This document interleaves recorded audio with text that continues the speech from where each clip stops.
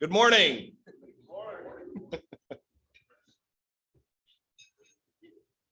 We gotta let the candidate do his politic in here. That's all right. It's got to be done. Let me open us in a quick word of prayer. We'll do the pledge and we'll get started here. Stand, please. God, thank you for this time together and reflect on the many things that you've done for us, the gifts you've given us. We thank you for the heart of service that you've given this club. We thank you for other organizations in our neighborhood like Family Compass that serve our community and others. We thank you for that call to service on the members of this club since its inception. And we thank you that we're able to have a small part in helping with the prevention of child abuse. And we just pray that you would have your hand on the efforts of Family Compass and be with those families that are dealing with domestic violence issues. Thank you for our first responders. Thank you for our servicemen and women. Thank you for our leaders, state, national, and here locally. Pray for your guidance in all the decisions that they have to make. We ask that you be with us in all that we do, and may everything that we do be pleasing to you. In Jesus' name, amen. Please join me in the pledge. I pledge allegiance to the flag of the United States of America and to the republic for which it stands, one nation under God, indivisible, with liberty and justice for all. Thank you. Well, good morning. We're back in person. Redo. Thanks for those who were here last week. Thanks for those who are showing their faces for the first time this week. I had the privilege of sitting in on the scholarship committee meeting last night and bumped into John Threadgill, John Waters, said, hey, we're back in person. Y'all should come and look. Here they are. The back table is back. Let's see, I've got my notes. So we'll get through this quickly and get to our speaker. Oh, my notes are blank. That's great. Yep.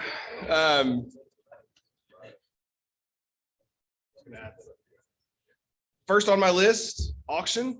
We have a spring fundraising event coming up on May 22nd. Hopefully it's already on your calendars. If it's not, please mark it. Nathan Trafone and his committee have done an extensive amount of work putting together a great event for us for that night. It will be virtual. We're asking people to do small home parties, 5 or 6 other couples, invite some non-members. The success of the auction is dependent upon the participation in the event, people bidding on our items.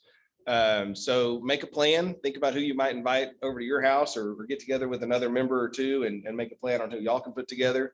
But that would be a big help. So asks for auction are plan a house party, think about who you might invite, make sure your setup works so that you can do the Zoom and your guests can participate in the auction. But we need donations and sponsors. We need experiences. If you've got a vacation home or a lake house or an access to a hunting facility or a lease or something like that, get with Nathan, get with Stephen Combest, and get those items in the auction. That drives the live auction, and the live auction items are really what make or break the auction for us. So if you could think of anything that you can do in that regard, that would be a big help. If you have a business or know of a business that would like to get some exposure, we obviously have a big social media campaign associated with the auction. And then obviously night of event, we'll have a lot of screen time to recognize our sponsors and donors. So if you would like a sponsorship or know someone who does or could suggest someone who might to the committee, get in touch with Nathan. That would be a big help.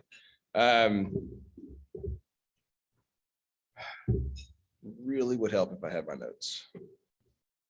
I'm doing great. Yeah.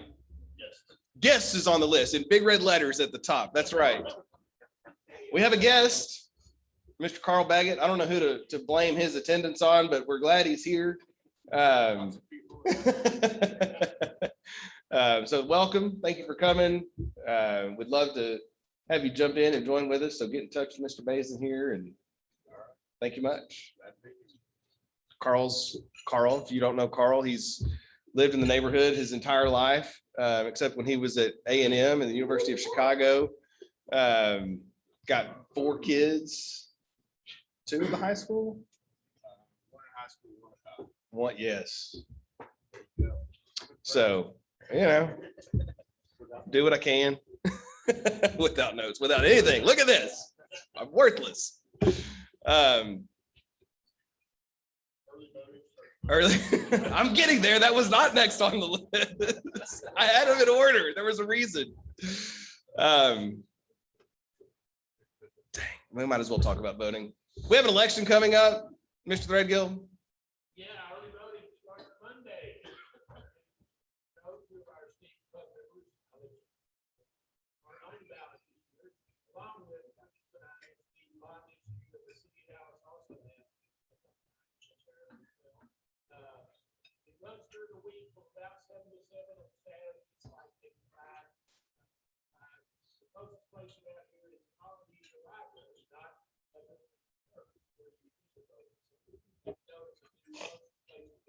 there are others. Go to Dallas County website and election day. There are a whole bunch of elementary schools.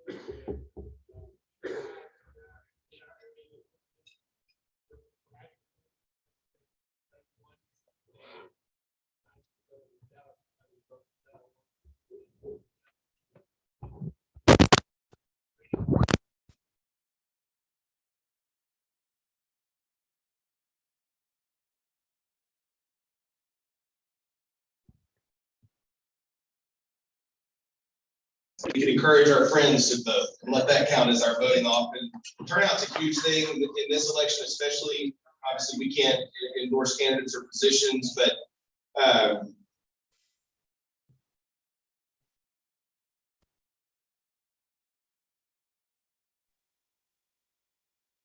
turnout.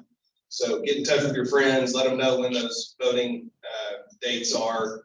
Obviously, all of next week, and then the actual day on May 1. So get out, encourage your friends to vote, make sure you vote, put it on your calendar, make a plan. If you think, oh, I'll just swing by and get it on some random day, chances are it'll slip past you. So make sure you go vote. Voting was on my list. It was after the update on the scholarship committee meeting. I mentioned it earlier. We met last night. Mario Barone and his committee have made their selections for scholarship recipients, and those notifications will be going out in the next few weeks.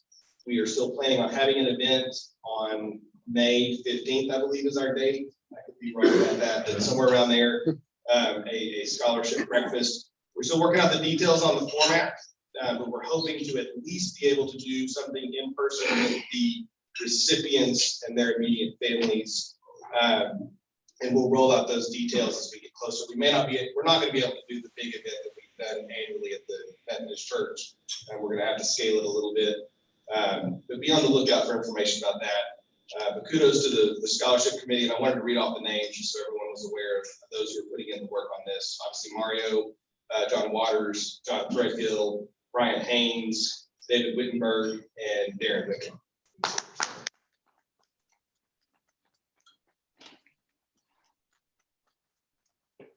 Is next. Chat. Family Compass. North Star Luncheon on April 26th. You may hear more about this from our speaker momentarily, but I wanted to make a pitch. April is Child Abuse Prevention Month. The prevention of child abuse is the National Exchange Club's national program of service. We support that program of service by our support of Family Compass. Members of our club decades ago helped form what was then the CAP Center of Dallas, and has become Family Compass. And through that organization, we fulfill our role in helping with the prevention of child abuse. I would encourage you to consider attending the luncheon. There are links in the newsletter. You can contact me. If purchasing a ticket is not financially an option for you at this time, we can get you a seat at that virtual event. And it's going to be really exciting. They've got a great speaker lined up. So let us know if you would like to participate. Rick, is Carrie on the Zoom by any chance? Just to make sure that she is. Yep, Crystal I'm here. Jones, we've got an update. We'd love to. Sure. And I'm sorry I can't be there in person. I'm actually on the road headed to Allen High School for the wrestling area meet. So the guys are starting this morning at 8:30. But it's great.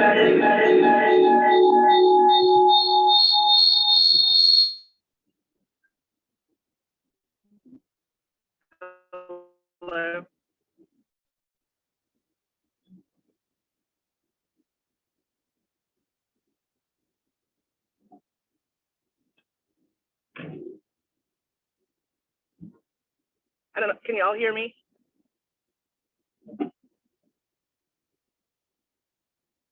Okay, I'm heading to Allen right now to the area wrestling meet. So I'm sorry I can't be there in person.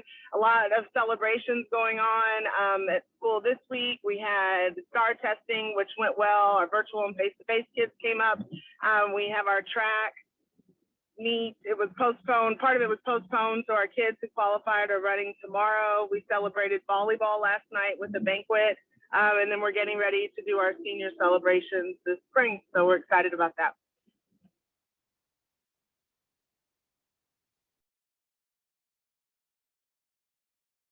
So look forward to seeing the year close out, recognizing our students in the coming weeks and months. All right, Mr. Holmes.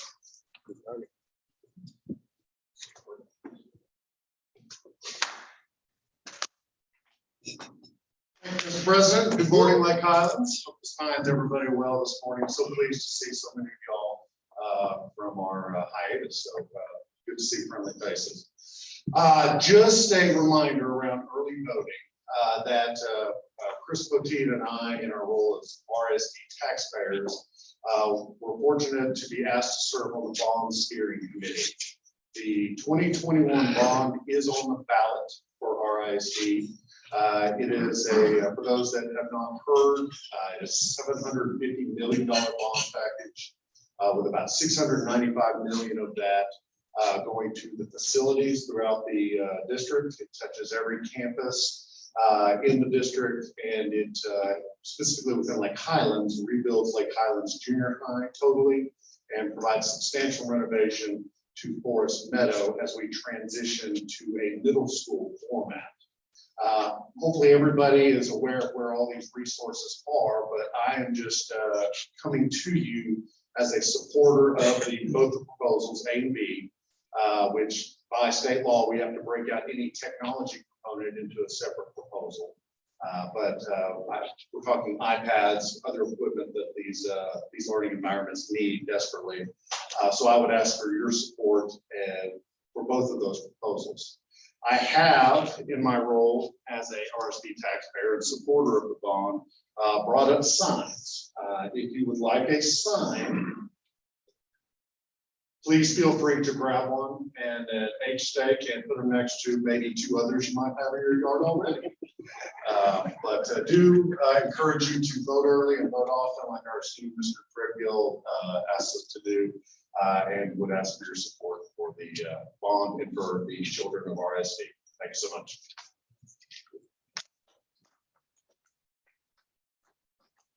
Mark, all right. Anything else that I've missed, forgotten?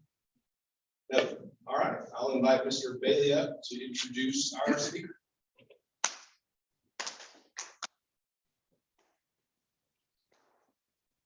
Thank you, sir. Good morning, Lake Highlands. Morning. Morning. Morning. As Chris noted, in 1979, the National Exchange Club designated child abuse prevention as our national project.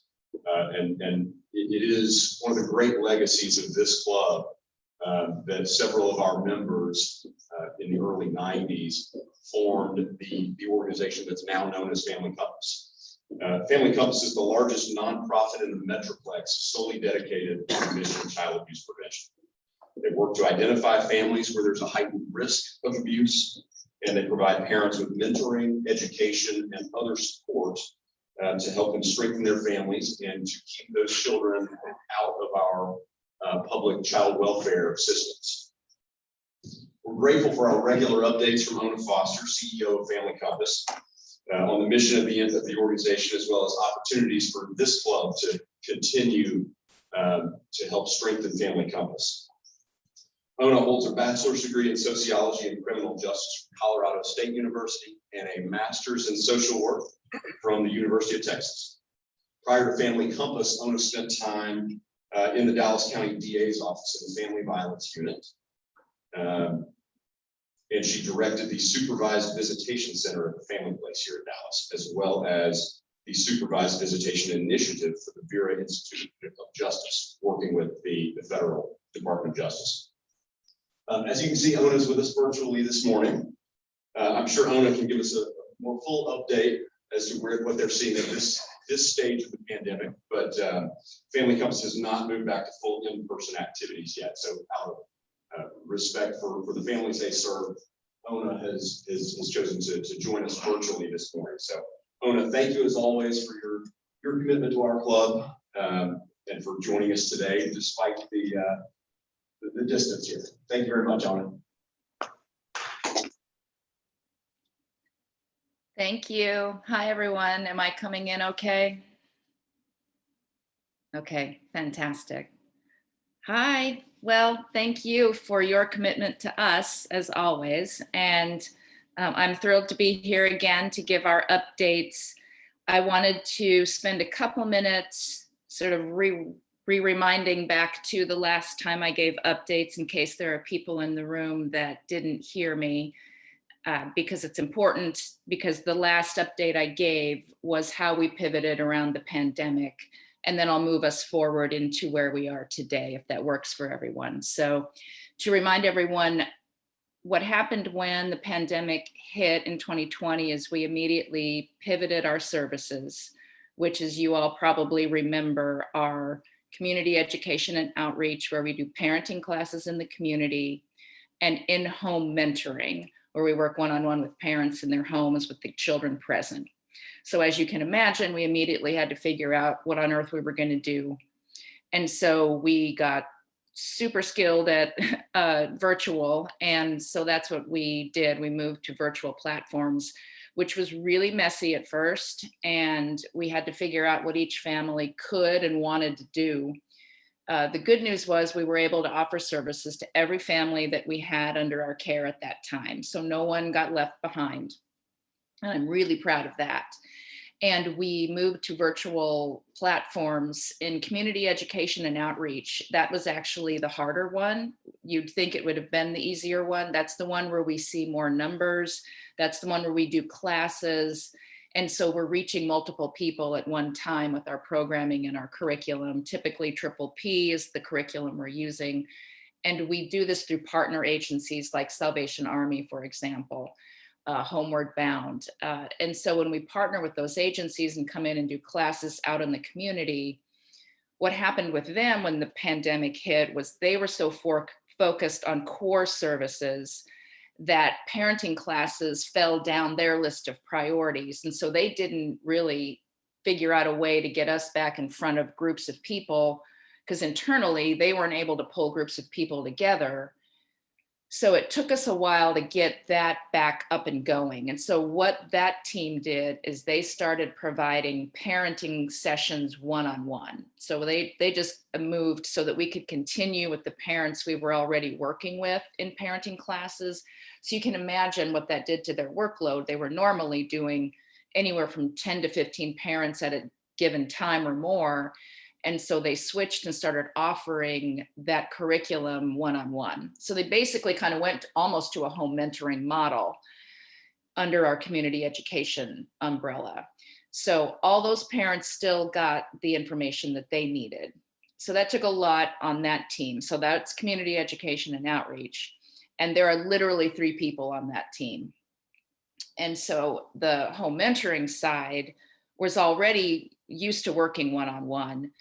And we were all used to working remotely anyway, because we're out in the community. So the remote nature of it and not coming into the office wasn't so difficult, but trying to figure out what the families in their homes wanted to do and could do, because some of them didn't even have internet. And so it's hard to wrap our heads around that. And I know I've talked about that with the club before. But what we did is we just decided with every single family, if it was talking on the phone, if it was FaceTime, we did House Party. I don't know if that's an app that you've heard your kids using. We did Facebook pages. I had one staff person create a Facebook page for Spanish speaking parents so they could stay connected with them that way and have kind of a group connection thing. So we just really pivoted and kind of met all the families where they were so that we could keep our eyes on the kids. Because what was happening at the time, and it's still kind of happening because of all of the shutdowns and the shelter in place orders, the children were not being seen by any adult, particularly professionals. And so we were the only eyes into the home. And we have this strong relationship with the parents and the family. And so we can tell, even virtually, if something's off with a child. We can ask the right questions. So we can still assess for whether abuse and neglect, whether there's risk escalating in the home. We know what to look for. So we were really focused on staying connected to the families, and we were able to do that. For the most part, the family stayed connected with us. We lost track of some. We had people lose their jobs. It became very overwhelming. But the flip side was that the families we did stay in contact with needed more intensive work because the stress started to escalate, as you all, I'm sure, experienced as well. The families that we work with the the barriers in front of them, the stress was exponentially worse. And so we normally would come into working with parents and we're focused on their parenting skills, right? So that's kind of our main place to start. And then on the side, we're doing support, emotional stability, those kinds of things. Well, we had to flip the order of the priority. So as the pandemic kept going, and to this day, that's where we're starting with the families, is we're starting now with their mental health issues, how they're feeling in terms of isolation, what's going on with schooling. That's been really tough. And just having the kids at home with, nonstop without a break, juggling things. A lot of people have lost their jobs. Domestic violence is escalating in homes because of the isolation. So those kinds of things are happening, and kids are falling behind. As many of you who are parents, I'm sure you know that the virtual platform, just being on that constantly, that doesn't work for some kids, right? And it doesn't work for parents who are trying to desperately juggle everything and help their kids with virtual schooling. So that's what we're kind of pulling forward. That's what we're really seeing now, is a continuation of kids falling behind. We do a lot of screening for developmental delays. And so now we're starting to really see that. So that's what happened on the programming side. What happened on the agency side, and I mentioned this before, is we knew that we were going to have funding challenges because last spring we had to cut and cancel our spring event, which is our big annual fundraiser. And we do it every April because of Child Abuse Prevention Awareness Month. And so we did hiring freezes. I moved some staff around internally. I was hiring for a couple of positions. I left those open and moved people around. And the result is that we've had staff doubling up, tripling up, quadrupling up on some of the work. And they're tired, they're burned out. We've been doing the best we can to stay connected and support them and give them things that they need and time off. Everyone at Family Compass is here because they love the agency and they love the mission. And so, I can give them time off. I can, tell them to do self-care, but at the end of the day, they're kind of dying on the mountain over these families and helping them. So luckily, through the pandemic, we got a lot of grants and we did get support. And so financially, and John, I know you're there, we've stabilized in terms of the financials of the agency. And so we got stable as we came through the year, through 2020.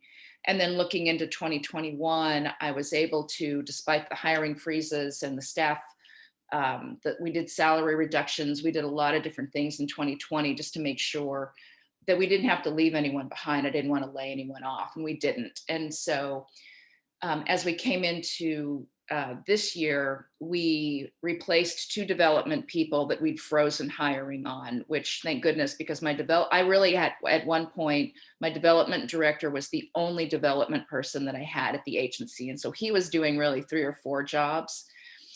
So he's pretty burned out. I don't want to lose him. And so we went ahead and we hired 2 people.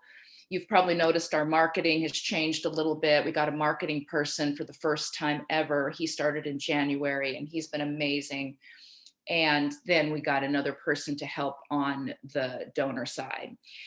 And so we managed to do that. And then on the program side, we hired someone into our Collin County team because I had job shared someone out of Dallas for Collin County, and that's home mentoring.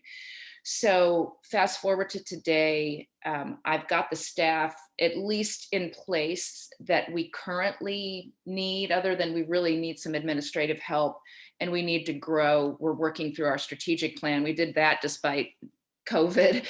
We kept a lot of things going, even though COVID was happening. And so kudos to my board who continued to push forward on our strategic plan. We're getting close to finishing it and showing some good, strong, intentional growth into the next 3 to 5 years. But I do want to talk about the numbers. This is new information now, kind of pulling forward from 2020.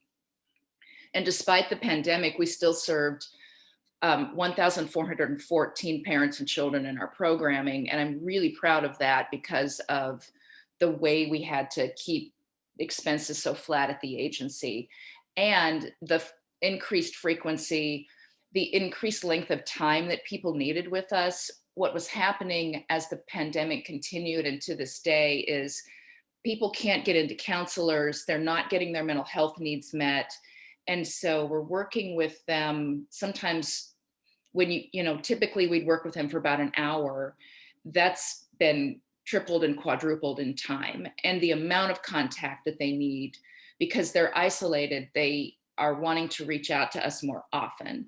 So we're spending way more time with the families that we have. And that's had a pretty big impact. A positive to that is that they're making strides in different ways than we've ever seen. And so one thing we do, I've talked about this before with you all, is we do something called group connections in our home mentoring program. So in addition to the one-on-one work, they come together once a month as a group, and it's kind of like our version of a play date. It's a play date with a purpose, if you will. There's an activity out of our curriculum that we do, but everyone comes together, and in person, normally you share a meal and the kids get to play and the parents get to connect, and then they build relationships that they often don't get to build. So we've done that virtually, and a lot of our parents in home mentoring, particularly in Dallas, are young. As you know, I've talked about that teen program.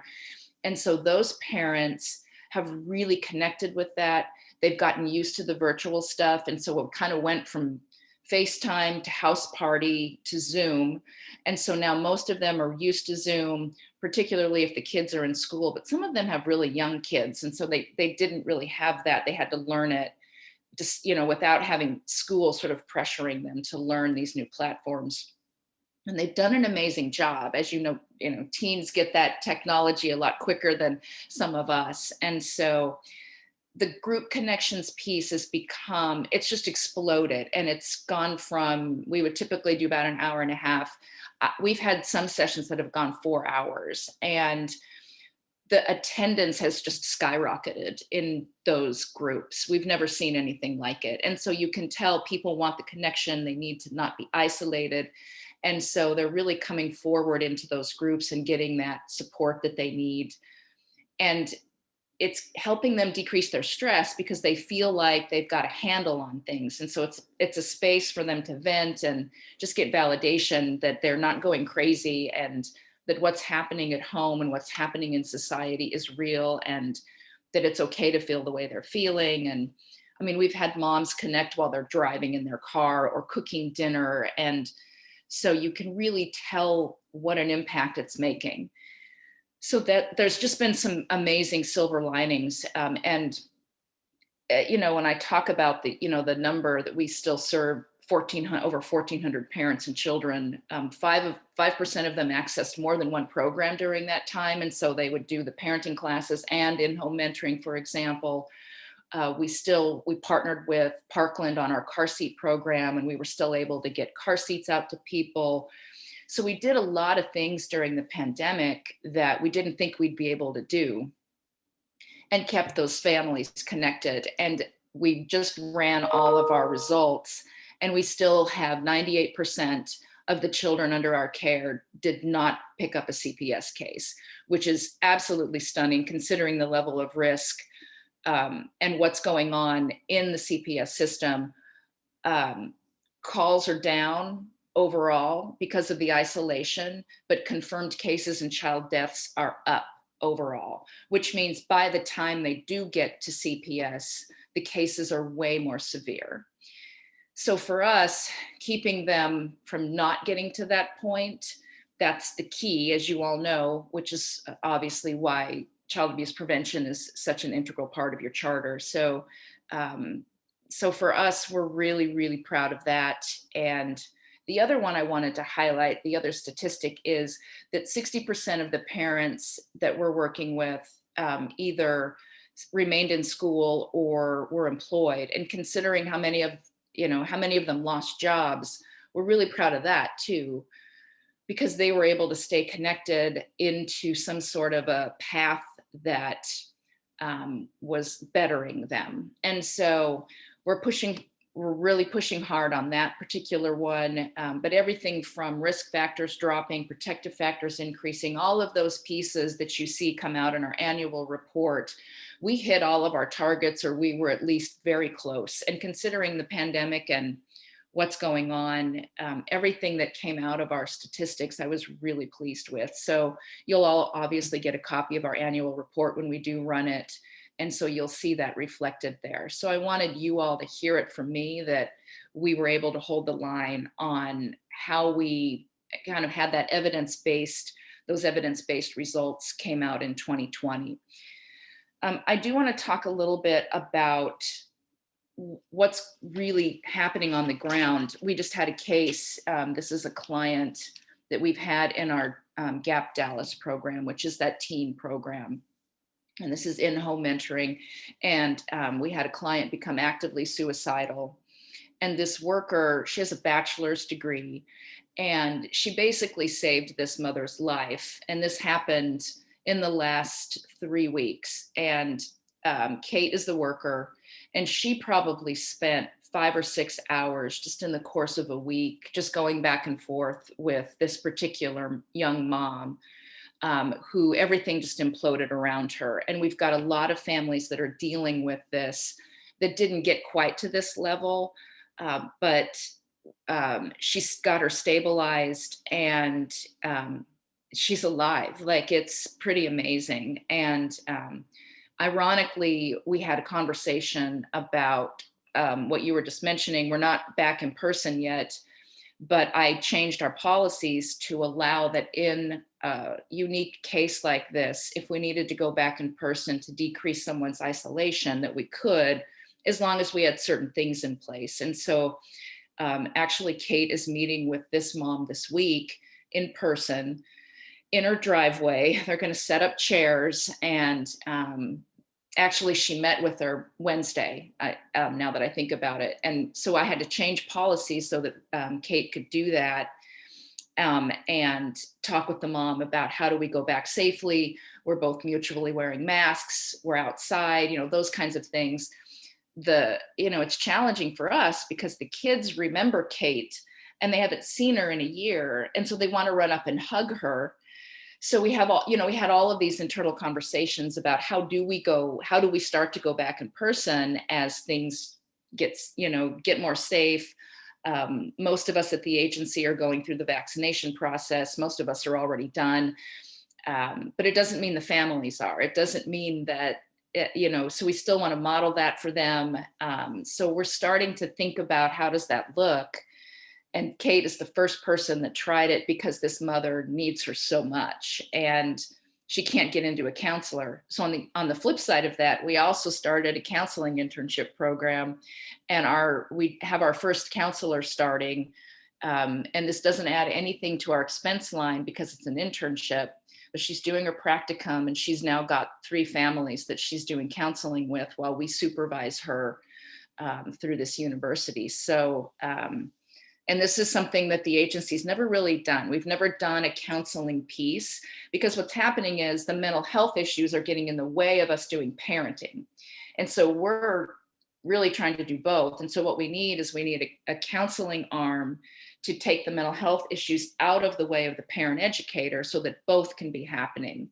So that's what we're really starting a whole new program despite everything that's been going on. So we've had our hands full, but we are absolutely holding the line, and we are still serving the parents that need our help, keeping kids out of the system, trying to keep parents as stable as possible and keep that home environment as stable as possible. So I'm thrilled with the work of the team. They've really left it on the mat. I mean, it's been pretty incredible to watch them do what they do. And then on the fundraising side, as you all know, we've got our April event is coming up. It's just been insane. I don't even know how to describe it. We've really shot an hour-long movie. It's a live pre-recorded event. So we're going to drop it once. You buy a ticket to something like this, you don't want someone else to be able to watch it for free on YouTube later. So we made it kind of unique and special. We filmed it in a studio, and then part of it we filmed at my house with the keynote. We did a Zoom call with this keynote, and she did such a great job talking about her journey. She's the homeless to Harvard woman. I don't know if you remember her story. She's been on Oprah and she does TED Talks, and she really lived on the streets in New York because her parents were addicts, very severe addiction. And she eventually got a scholarship after her mother died. Her mother died of AIDS. And then she actually got a scholarship and got into Harvard and graduated from Harvard. And she tells that story in a way where she ties it back to Family Compass. And then it allows me to come in after her and go more deep into the work that we do.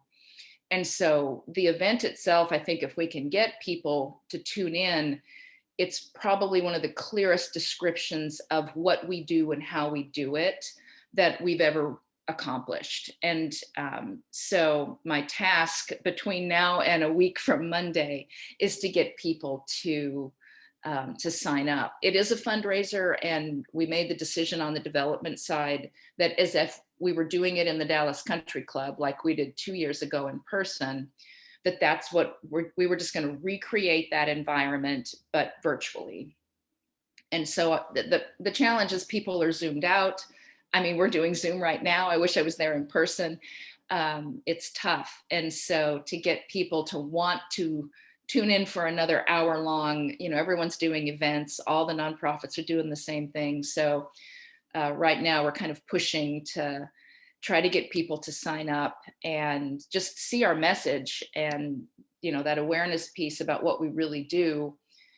I think it's compelling in this story. So that's where we are with that. We're still going to do lip sync. We're still going to do golf. Golf will be in person unless something really crazy happens. So those are our 3 main fundraisers, as you all know. So we've got the year mapped out, and hopefully Chad stays the course and doesn't lose his mind either. And we all just keep pushing forward. So that's where we are.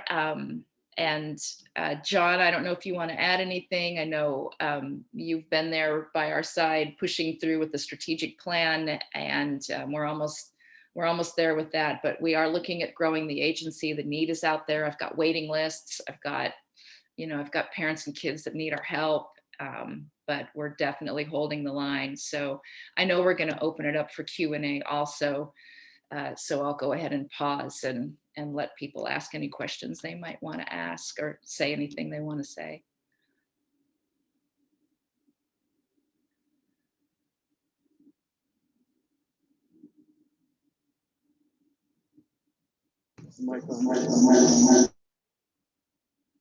So real quick, Ona, thank you very much. Our financial stability has been amazing this year. It's something we were worried at the beginning of last year that we may not make it through, and to be where we are today is absolutely amazing. If anyone has any questions, wants to talk more in detail about that, I'd love to share where we are.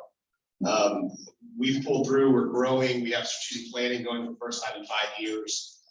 We have the ability to grow on price, so we know what that costs us for a family, which is a different view than we've taken in the past. We've taken very much a business model, which is fantastic. Ona's done a great job, the team's done a great job, as she said. One thing I think we'll give to her is her team has probably been more stressed the last 18 months than they've been the entire time they worked there. And she's done a fantastic job of retaining that talent, giving them rewards, giving them time off, being flexible. And we haven't really lost anybody, which is fantastic considering most of these people are overworked and highly underpaid, just to be very frank about what they do. And we are pushing over the clock, so I don't want to go on forever. If you want to ask any questions about anything, wants to know more, wants to play in the golf tournament, which is always a fantastic event, let me know. Other than that, I will turn it back over to anyone else out here who has questions or wants to know. I know it's a bit intimidating up here in front of all 20 people there. 7,500. 7,500. Thank you all for coming out. I know this weather. Go ahead, Brad. I got a question you can probably answer. People in Lake Highlands who aren't familiar with Family Compass, what's the best way to follow fundraisers? What's happening? I mean, Facebook, is it website? It's Facebook. Absolutely. That's where we put almost all of our stuff. So all the events are posted on Facebook, all of our updates on there. Chad does a fantastic job of putting together the content out there. And Ona does a great job of pushing it to all of our followers. And our website is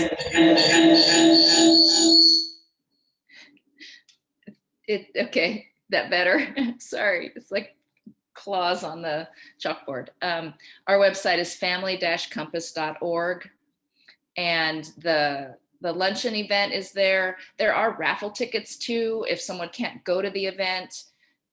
We actually have some really good packages for this thing. There's a luxury package, which is some amazing thing over at stuff at North Park and all kinds of fabulous things.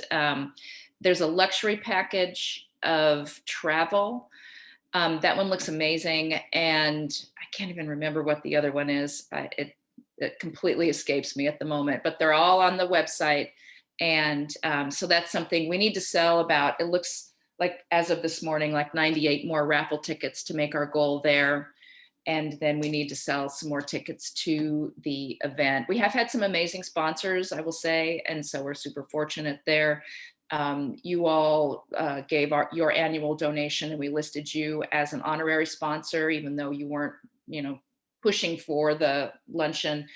We did that, and then the Kappa Deltas of Richardson Plano, they have an alumni group that did the same thing. They do a fundraiser every year for us, and then we listed them as an honorary sponsor. So when the luncheon event happens on the 26th from 11:30 to 12:30, at the beginning, we're going to have a deck of all of the sponsors rolling through. And so you'll be on there.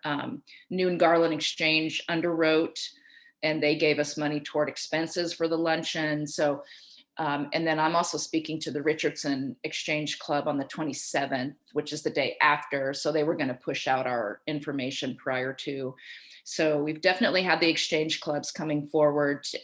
You all are, as always, the most active with us. And I just can't thank you enough for your support. I feel like when I come and do updates to you, you already, I'm just picking up where I left off the last time, and I don't have to completely start all the way over. And so I really appreciate that, because I think you all so deeply get what we do. So I just appreciate everyone at the club.